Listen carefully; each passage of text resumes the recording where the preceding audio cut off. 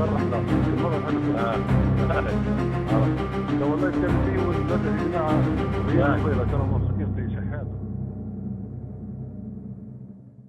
to this Al Jazeera News special, Libya on the Line, the War Retold. I'm Nick Clark. 10 weeks ago, Al Jazeera obtained the mobile phone wiretaps of two members of Muammar Gaddafi's inner circle. The phones were the property of, firstly, this man, the Prime Minister al-Baghdadi al-Mahmoudi, and secondly, the long-time Gaddafi loyalist Tayeb El Safi. In all, more than 12,000 conversations were intercepted. Both men were in regular contact with Gaddafi himself, his sons, and even members of the international community. And these conversations took place between February and June of last year, the same time that Libya's opposition rose up against the Gaddafi regime. Our team went through them all. For the first time, we know the other side of Libya's story in the uncensored words of Gaddafi and his associates. Hoda Abdelhamid has our first report. Gross violation of basic human rights will not be tolerated. The use of armed forces. Quello che sta succedendo in questi giorni in Libia. His intelligence and security forces. نبيذ تحريض على الخروج في الشارع وباش الشباب هذوم يستحبوا عنهم الصوت.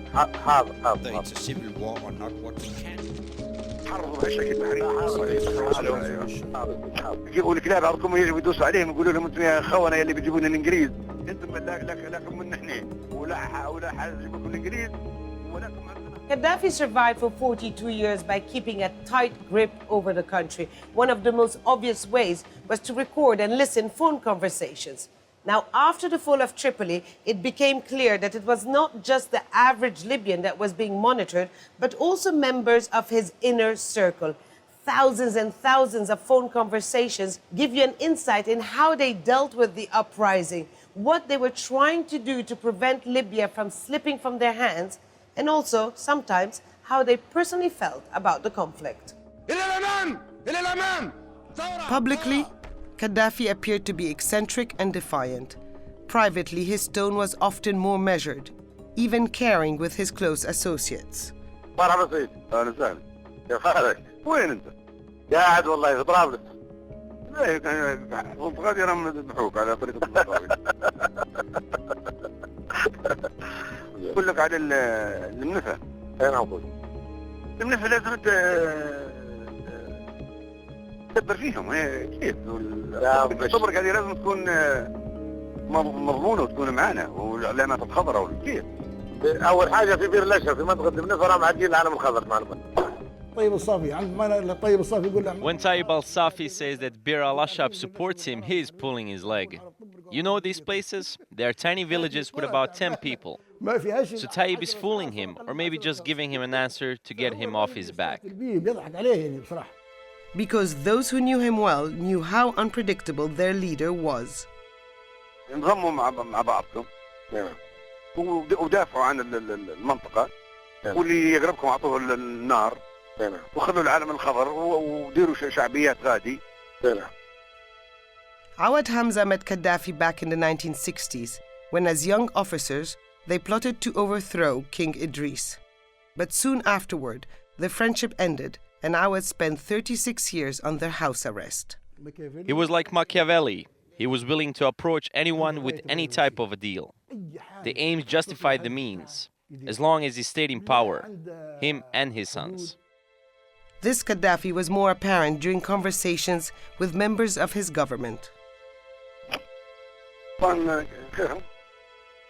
والله ما عرفت يعني أنا كلية بالذات رئيس الوزراء يعني شيء بعيد بكل يعني سوا ودعمناهم كان عندهم أزمة مالية وحطينا عندهم حتى ودايع ولكن ينقلبوا قلبة واحدة خاطبوهم قولوا لهم انتم ما فيش مقدم مصالحكم وحتى احنا بس نعترف بالباطل بالضبط هددهم به ونعترفوا بالاندلس. In hiding, Gaddafi appeared more and more isolated. Several conversations reveal a man trying desperately to cling to a reality that was not there anymore. ما قلتوش مسيرة خضراء ولا قلتوا فيها احنا كلها على الداخلي في الخارج هو المهم. هو من اللي في الخارج احنا ما يهمنا في الداخل. لازم حتى في الخارج تبينوا المسيرة خضراء بيشتغل في 10,000 الليبيين زي مبارك الشامخ. تو يخطر عليك حاجة زي هذه. ما بالك. ها؟ حبال وطيح ساعات يقول الموت.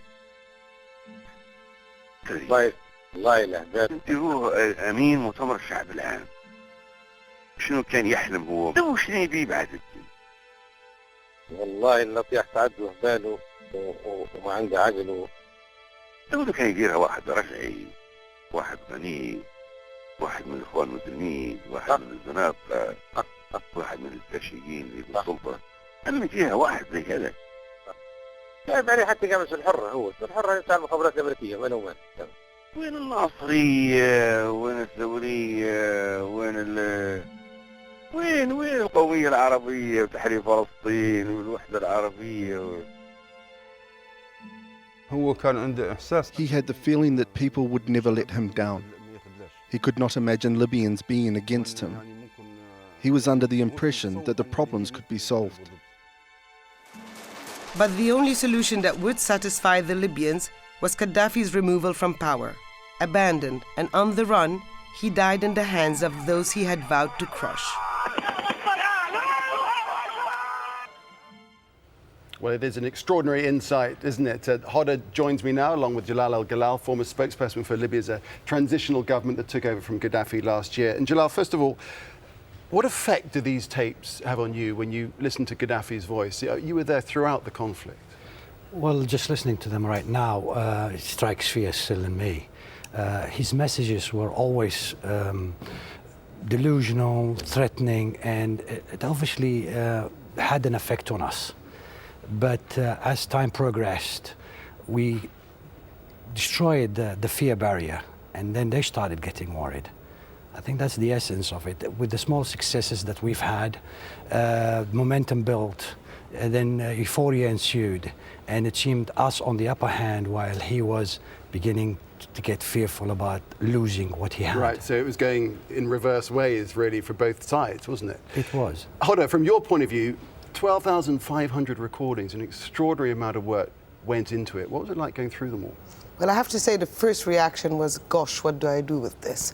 Then I asked my Libyan friends, I said, come, listen to this. So we started clicking randomly through these clips just to figure out whether they could recognize these voices, whether they thought, when the person saying that he's Gaddafi is really Gaddafi, was it really Seif al-Islam? And they had no doubt whatsoever that it was them. Then, as we went through them, a lot of the situations they were talking about were situations I had witnessed. I was on the other side, covering the other side, so I could relate to what they were saying, to the details. And the conversations are just one follow-up after the other. This is 24/7. So you have the conversations about the conflict, you have personal conversations, you even have sometimes the wife who calls a senior official says, on your way back, can you bring me some milk? Or right, so the more mundane side of life. So absolutely, yeah. Everything was there.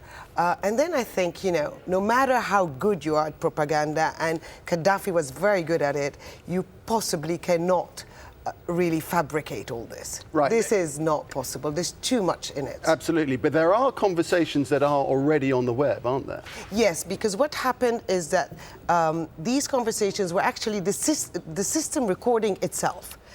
So after the fall of Tripoli, the war was still going on.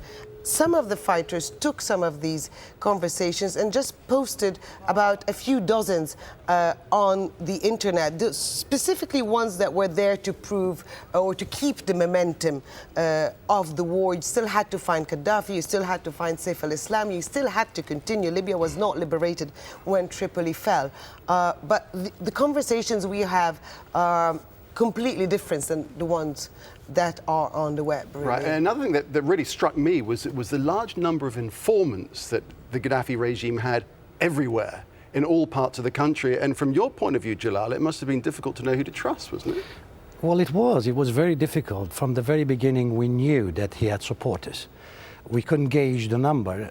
We hoped there were not as many as we found out later, the number to be. But they existed, and we called them the fifth column. and they were among us, they have infiltrated us, and they still exist until today, even in the National Transitional Council and in the government. I just want to add one thing. You had people calling from the operations room of General Abdel Fattah Yunus. That should be the most secretive place in the hands of his own tribe. You had the driver of Mustafa Abdel Jalil calling Tripoli as late May, if I remember well. I mean, at every point they kept these people, and these people were telling them everything. I was actually quite surprised listening to these wiretaps that we were safe, because us journalists, we were advancing on the Eastern Front thinking that that was completely in the hands of the opposition. It wasn't. All right, thanks, Hoda. Tayeb El Safi, one of those on the tapes, had been a close confidant of Muammar Gaddafi for at least 20 years. He held the position of Minister of Trade in the past, but it's thought most of his main duties were covert. He was posted to Europe in the 1980s when Gaddafi was running an assassination campaign against dissidents overseas, and he emerged again as protesters rose up against Muammar Gaddafi.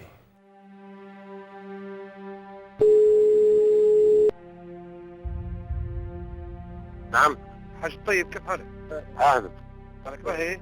الله يسلمك لك طيب بيك ما لك معي؟ Tayeb El Safi was one of Muammar Gaddafi's closest henchmen. شنو هذا وقتكم؟ انتم وين الثوريين 40 عام نخرف عليكم لا لا انت لما كيف القطوس كنت صغير نربي فيكم في اسمها هي لا عندك حق لا عندك حق ايش اسمها هذيك تاجوره ولا شنو؟ صح هناك لابس بدله رياضه وجيتك وشديت لا صح ان شاء الله تكون طيب لا صح Tayeb El Safi was respected and trusted by Gaddafi's son and heir apparent Seif al-Islam. واليوم غادي انت كبير المدبرين عندنا. But Tayeb El Safi was largely unknown to the outside world. Even among Libyans, he's a bit of a mystery. Few knew who he is or what he was doing. Tayeb El Safi. I never heard about him before. I only heard about him in this revolution. I know that he was with Gaddafi, but that's it.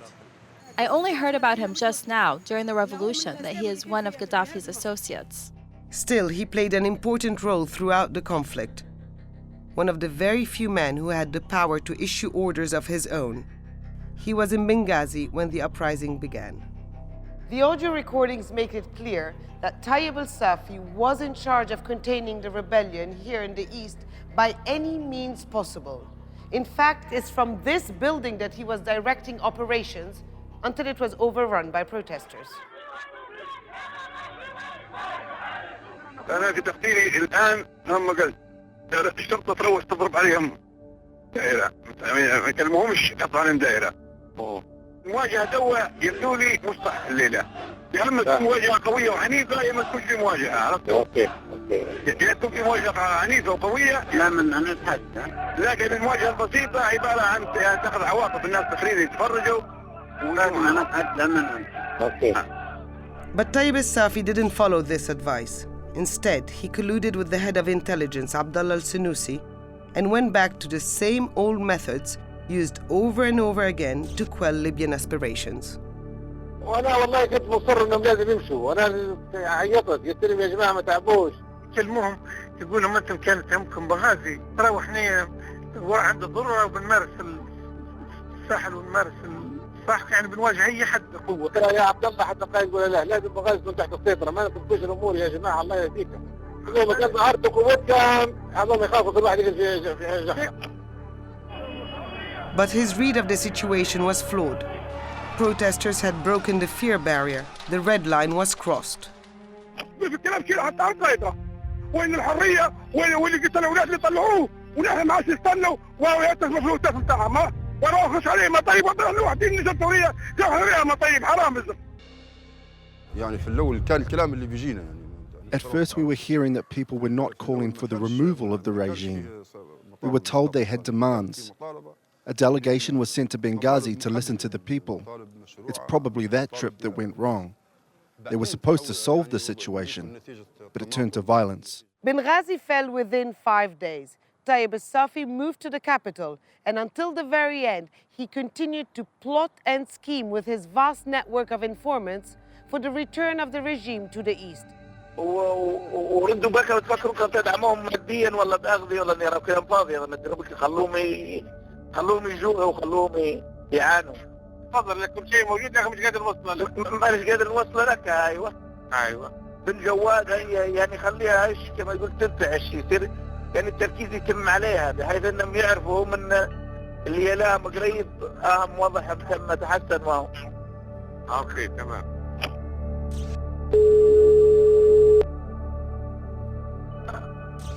والله جيش ولا بسوم تبشحت الكاسة هي النفس عادي. جيش النفس تبشحت هذه باقي لنا شرطة. منتزل الصحفيين كلهم عرفت قوة يا سيدي وحتى الرئيس اوباما دعا على الزاوية الحياة في الحياة.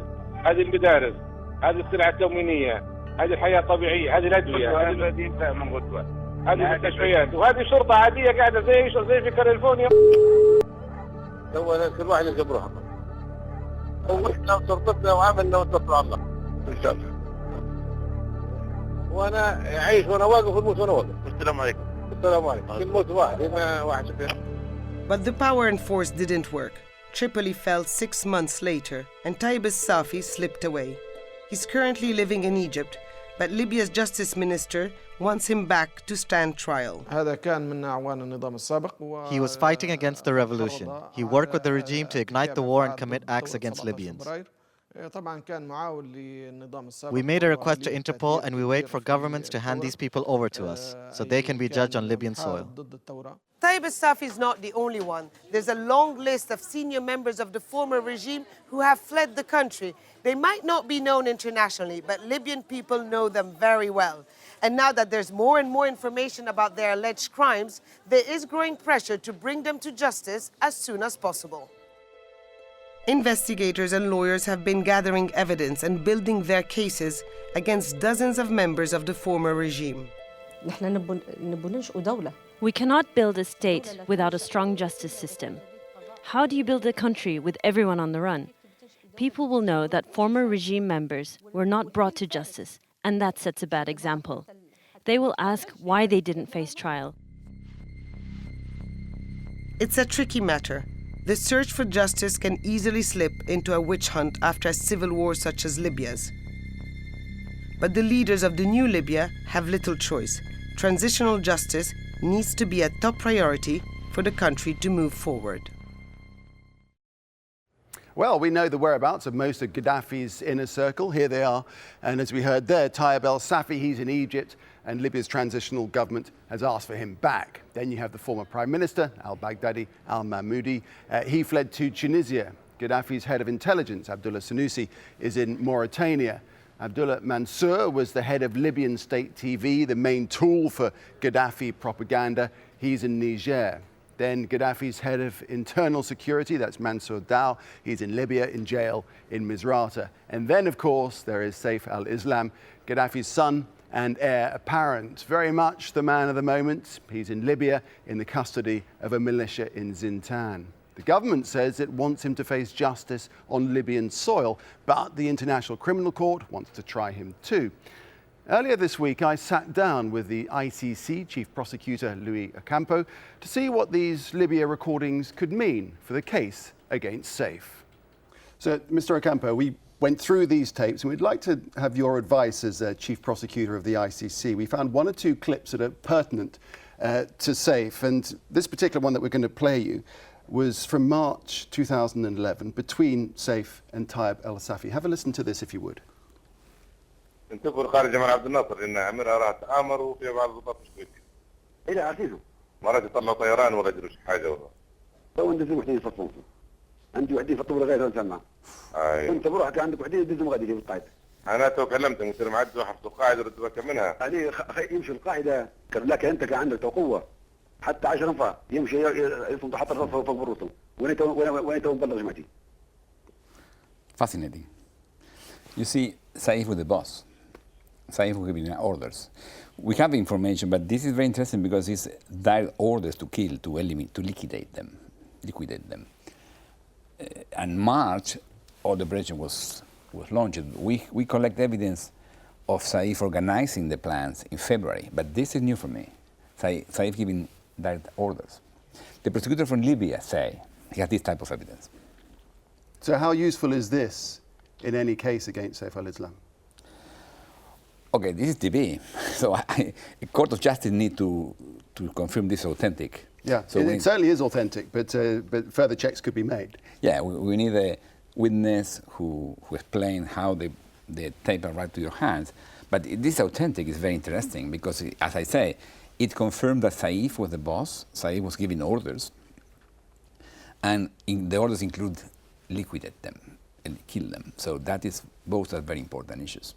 Okay, that's one. There's another one. How about this?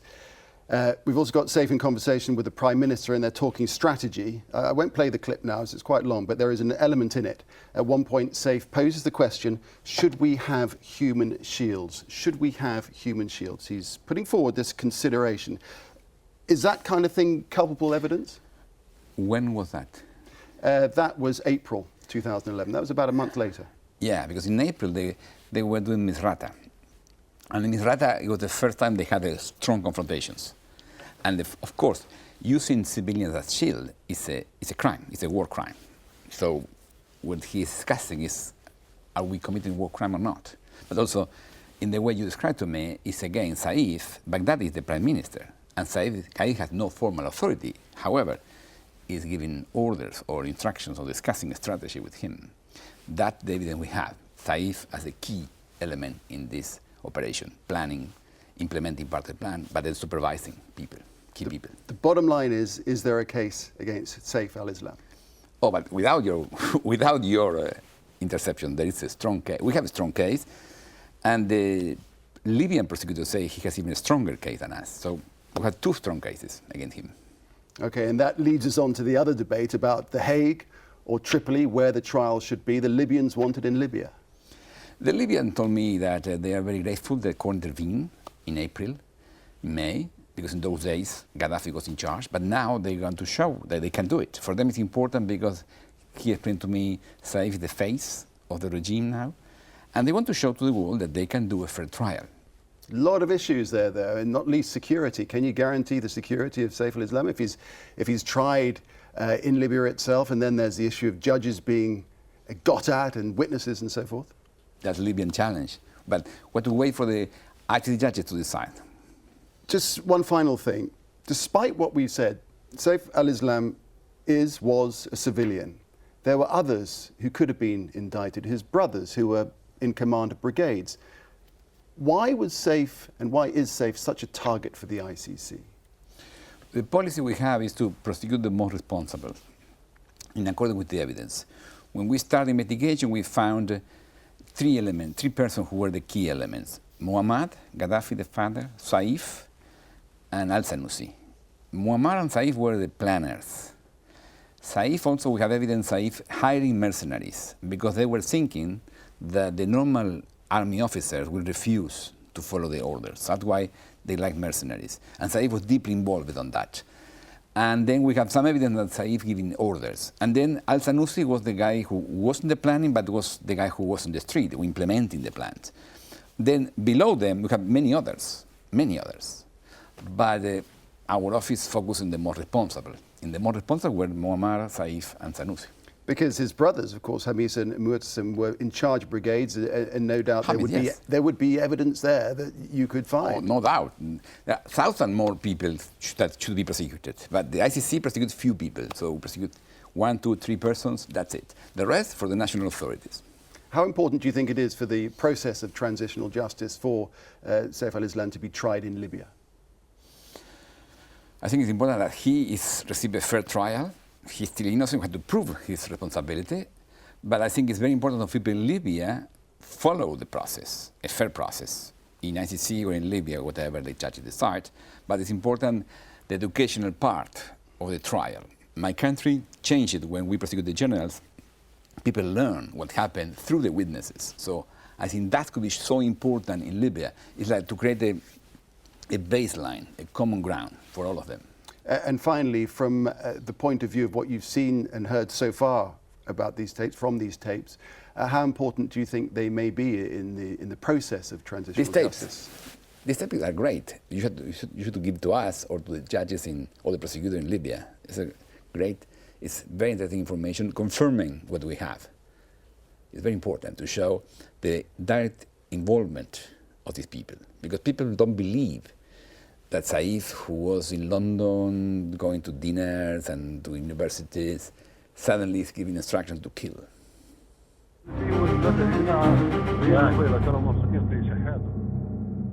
Well, let's talk again with our guest, Jalal El-Galal, who's a former spokesperson for the Libya's transitional government that took over from Gaddafi last October, and Tayeb El Safi, who's a specialist in Middle Eastern politics. This issue of Seif al-Islam, Jalal, the transitional government has a very serious problem here, doesn't it? Because obviously Libyans want him tried in Libya, but at the moment there is no defendant. He is in Zintan. That's right, and he's been in Zintan since he's been captured. There have been promises time and time again that he will stand trial in Tripoli next week, next month, and so on. I personally believe that Seif will not stand trial, at least not in Libya. So the two options left is either he's going to end up dead or probably escape to Mauritania with Abdullah Sanusi. Because again... Okay, well, take the first option first. So that means that if they try and move him from Zintan to Tripoli, you think he would be killed on the way? No, I don't think so. I don't think the hierarchy wants him to be tried. Because again, I do believe that Seif al-Islam can implicate a lot of those members. Now, the pattern that has risen is that a lot of the Gaddafi loyalists or henchmen have been allowed to escape. If we take Bashir Saleh, who was in Libya, Bashir Saleh being the chief of staff of Gaddafi's office, was allowed to escape to France. And Sarkozy actually said that we took Bashir Saleh in coordination with Mustafa Abd Jalil. So obviously they don't want any of those men to be tried. Why Seif in this case? So the two scenarios that we have is either he's going to be allowed to go to a place where they have no agreement with the international court, or he's going to end up, I'm afraid, dead. So either way, in those two scenarios, Tayeb El Safi, it's a disaster for transitional justice again, isn't it? It is a disaster, and it makes Libya's revolution more incomplete. And it feeds into the conspiracy and the sense of justice not carried out in the eyes of the Libyan public. More of these officials have been allowed to run away. They're turning up dead. The truth will never be told, and those who should be implicated will possibly never come to terms with. But hold on a second, you're both painting a very bleak picture here. This is supposed to be a whole new era for Libya, isn't it? What's going on? I think it's got to be a new era. It's going to be a new era. I think, at least from my perspective, what I was trying to suggest is the road to the future Libya we both want to be a part of is going to be much more difficult than we had assumed or thought or had hoped. I think it's a matter of managing expectations again, at this point. At the risk of sounding more sinister, I think that the Gaddafi loyalists who have infiltrated the structure in the transitional period are actually trying to get back to the positions they held before. So you're being a real conspiracy theorist here. Are you talking that a counter-revolution is nigh? No, I'm not being a conspiracy theorist. I'm just telling you the facts that I've seen. It's real politique. These are the people are in power. We haven't changed any of the ambassadors. We haven't changed the people in the foreign investment funds. We haven't changed a lot of the security guys that were very loyal to the Gaddafi. So it is not really a conspiracy. This is the reality on the ground, and this is what's happening. You have to remember, these guys have a lot of money. They had the time. They've got the planning. They can hire the experts to go back to power. So this whole business of the chief prosecutor saying Seif al-Islam has to be tried in Libya, whatever happens, that's got to be the way it pans out. That's just a smokescreen? Is that what you really believe? No.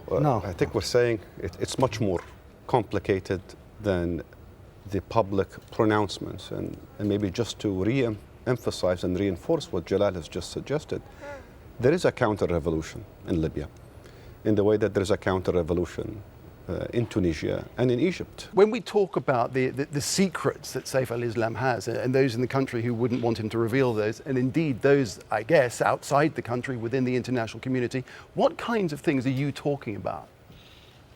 Personally, I am more concerned about the internal secrets. Those who infiltrated us from the very start, who actually defected the previous regime only to infiltrate us in order to try to minimize the damage to the Gaddafi system. This is what concerns me most. Now, other secrets internationally, although very important, I have not paid much attention to. But what's more important to me is, in a sense, those guys are traitors, because they infiltrated us with the sole aim of halting the revolution or coming up with the best possible solution for the Gaddafi regime. And that could implicate very high figures in the previous executive team or in the National Transitional Council. So you can imagine the fear of those individuals and at what level they would go to protect those guys. Now, the tape shed light on one of the major issues of the war in Libya, and that's mercenaries. Opposition leaders issued the warning early on. Gaddafi was hiring fighters from southern parts of Africa to stop the uprising. It became a top issue in the media, and there was a backlash against African foreigners. But Gaddafi consistently denied it. And the recordings appear to support that, at least at the beginning of the uprising. In this phone call to Tayeb El Safi, the caller said there were black fighters in the Libyan forces, but they were in fact black Libyans.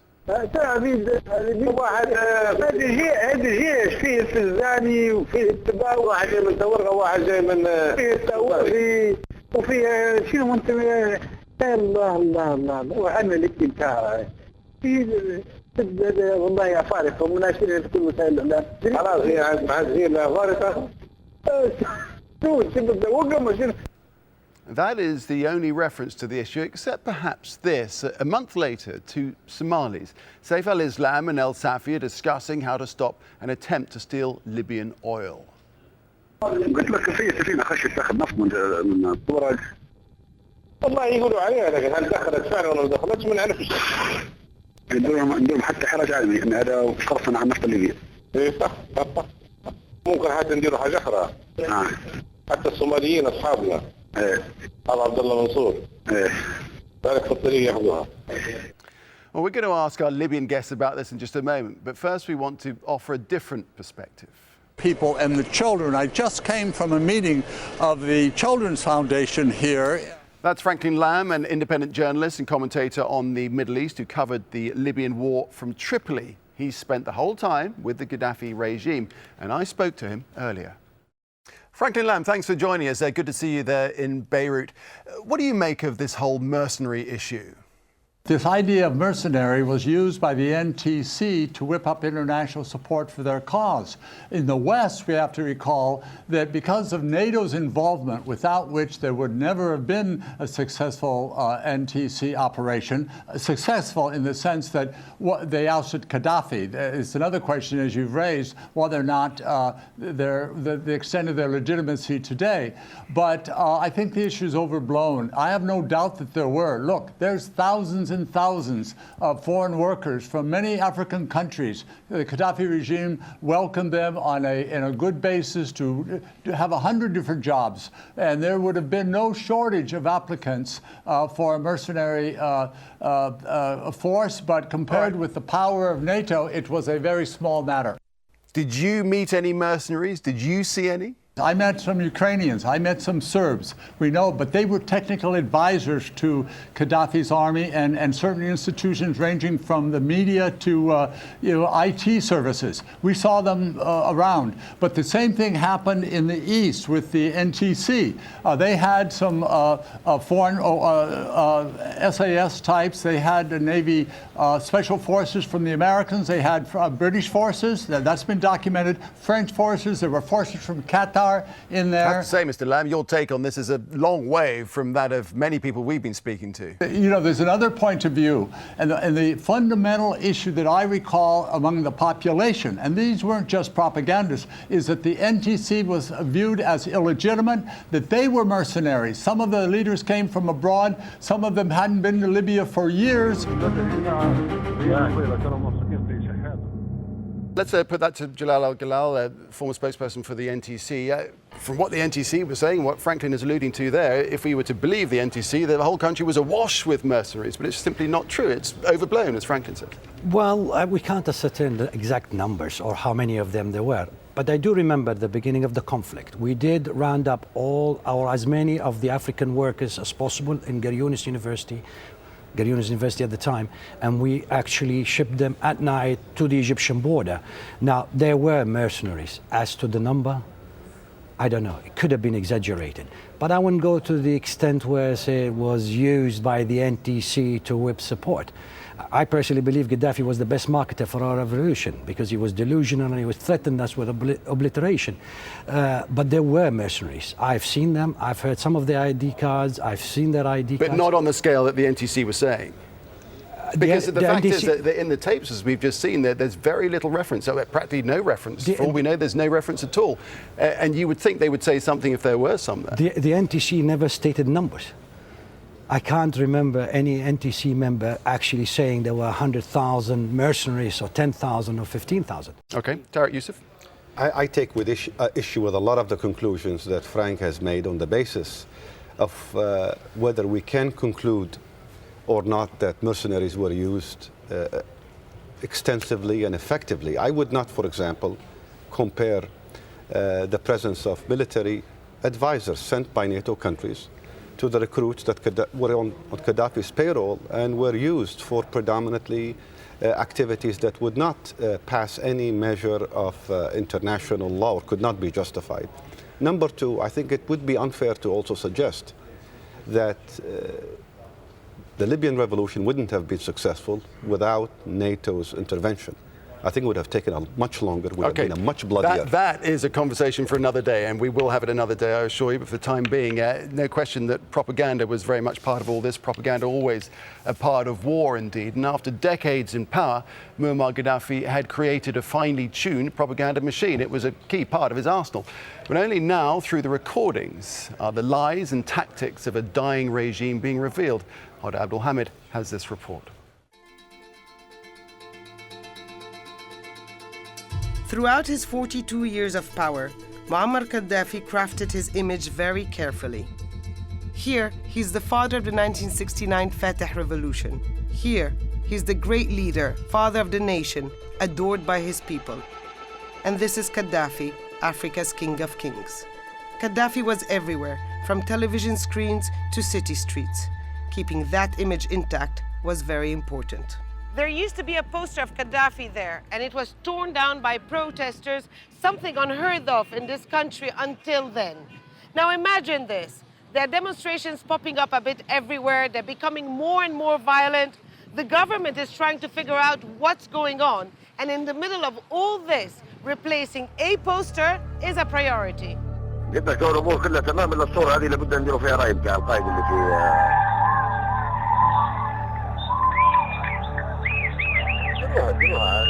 كان مرمر شوي بخلي عليه هلله والله مانيش عارف كذا انور تحصلوه والله حصلوه قول لي عليه رايكم نحاول ندوروه انور شوي انور.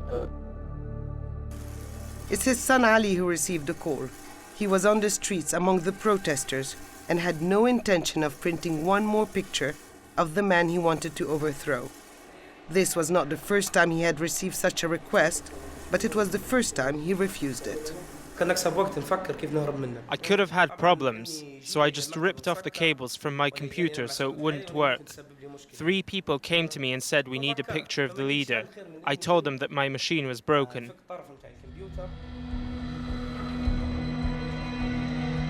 The protest turned into a war, and with the increase in violence, the need to shape the message was even greater, both at home and abroad. هذا متصل بها أنا كلهم هنا خم تفاهم احنا وياكم ما لا بعيال نعم وبعدين تقول لهم ال 16 اللي البارح ضربت عدد كبير من المدنيين في مصراتة هنا ضربت جيشنا بس هذه تصفية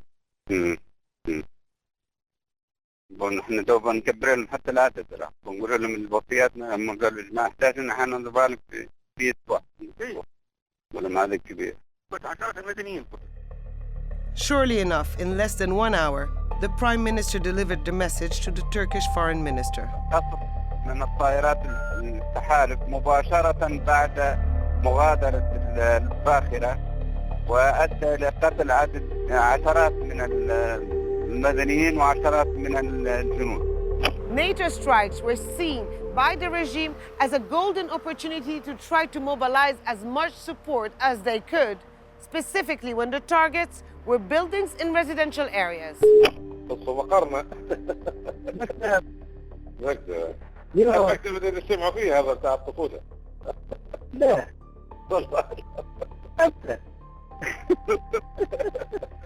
ونجيبوا أطفال غادي، لكن العشية نجيبوا الصحفيين غادي. بكرة أنا حتى بنديروا في جنازة في الساحة الخضراء كبيرة، عرفتوا؟ لا إن شاء الله. لا. ونبوا نجيبوا حتى توابيت هيك وهيك أنت عارف، عرفتوا؟ لا إن شاء الله. ونبوا شباب ثوريين بالعلامات الخضراء وصور القائد. A lot of effort was put into organizing the funeral. They looked at every single detail, including that the international press was there to cover it. The funeral procession started moving at 4 o'clock in the afternoon as scheduled, and they were heading here to the Hani Cemetery. But there was one problem. قلت لك المقبرة الشهداء الهاني، مقبرة الهاني ما عندناش مكان الجثمان. طيب أنا أدير في الهنشير والله. لا ودي أقول لك من تو قداش. 48 شهيدا. This is the Hanshir Cemetery where the funeral procession ended up. Faraj al-Ghariyani recalls that day very well. We don't know who they are. There were no death certificates. There were no relatives who later came to pay respect. I know that inside these coffins were just people who died of old age or even mercenaries. They are so stupid that they had the same name on 2 different coffins. I don't know who is buried in these 2 rows. They say it was a NATO, but there is no proof. As the war continued on the battlefield, so did the information war.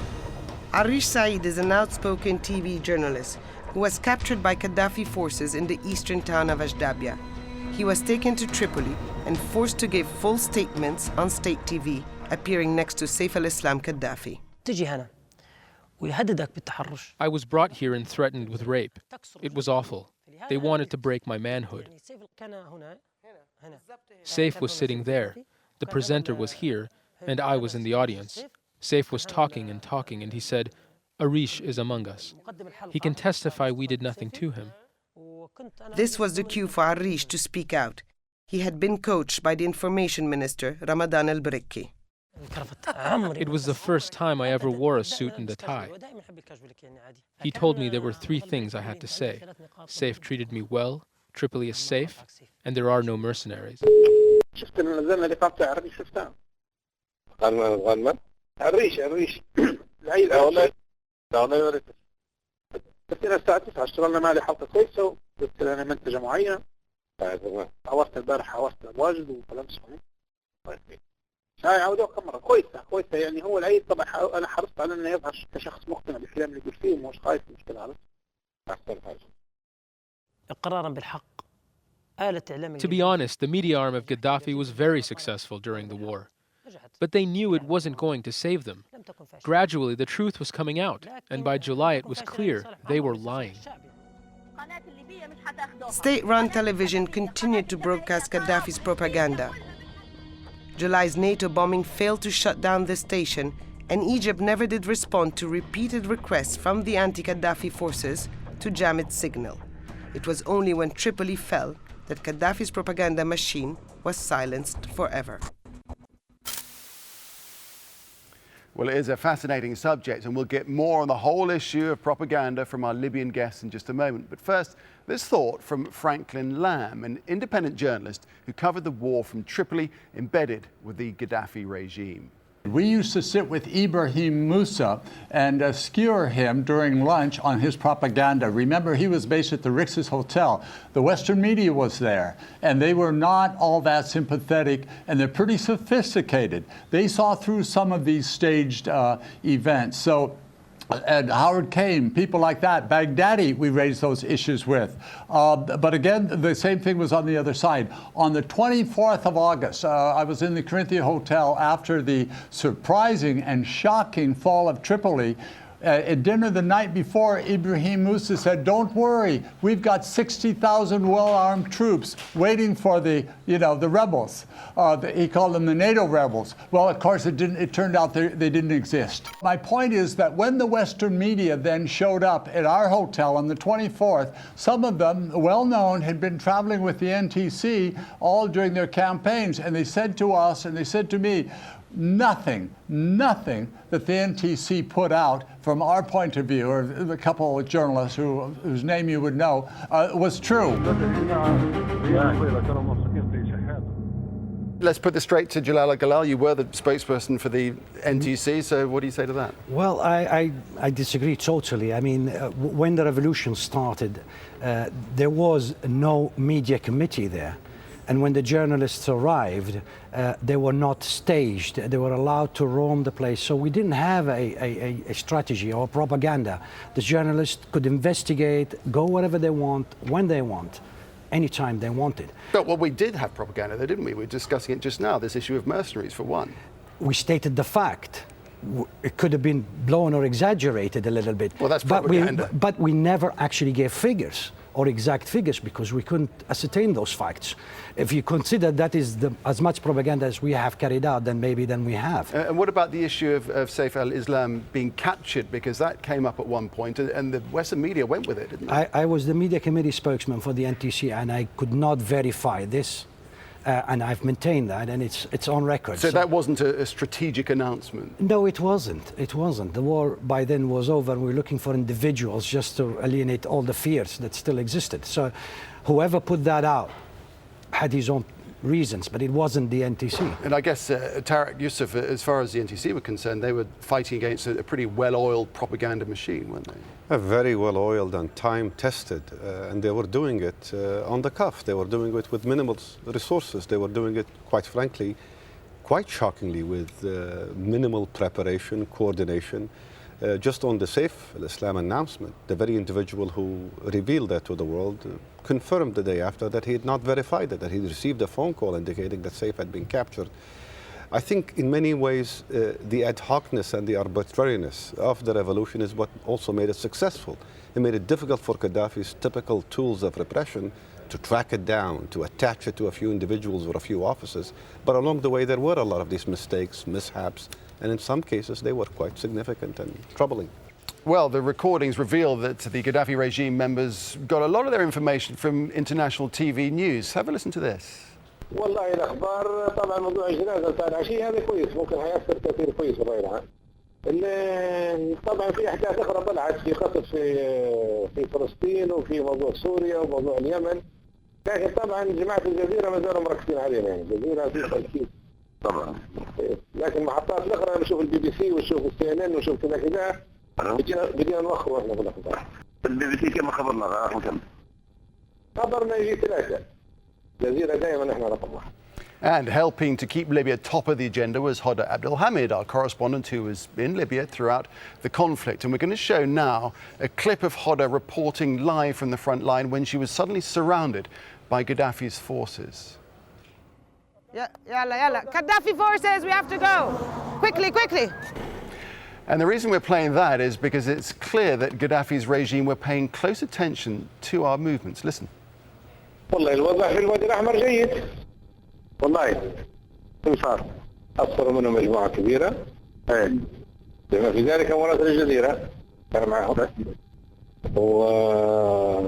وفي ناس منهم يعني انتهوا مرة واحدة قالوا لهم كمين كويس. Now Hoda, you were actually with them, but I'm happy to say you weren't captured. Tell us what happened. Well, I think that was a moment where you could really see on the ground their tactics. We thought we were still behind rebel lines. We saw these cars going ahead of us, the typical mounted pickup trucks that we saw over and over.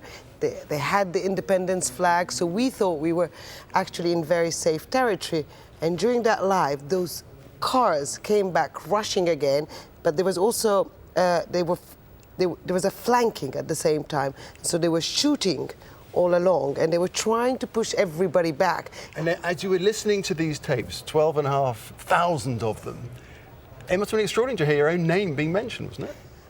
Actually, when I first heard it, I was sitting with one of our colleagues, Suleiman, and I said, was that me? Could you can you rewind again? And we heard it over and over again. And then we compared the date, and actually that conversation happened at 11 o'clock at night. And that moment quickly, as we call it now, happened at around 4 o'clock in the afternoon. So we had no doubt that they were talking about that. And actually, some of the fighters we had interviewed had described to us in the report this trap they fell into. And what had happened to them is that these Gaddafi forces, dressed as rebel fighters, let's say, were waving white flags. They advanced toward them, and as they got very close to them, the others pushed them completely back, really, from the desert, flanking, mortars, Grad missiles, just complete pressure. And you got the impression that they didn't want to kill anyone as much as they wanted to push the front line all the way back to the east, and that's what they did that day. Extraordinary time. Now, looking across the whole spectrum of these tapes, we've barely touched the surface. There's a whole lot more to come, isn't there? Absolutely. That was the tip of the iceberg. What you get through these tapes is the whole international dimension to it. Who they were talking to, who they were not talking to, how they were trying to garner international support for them throughout the month, and how they realized throughout the month that they went all wrong about it, that what they did was wrong.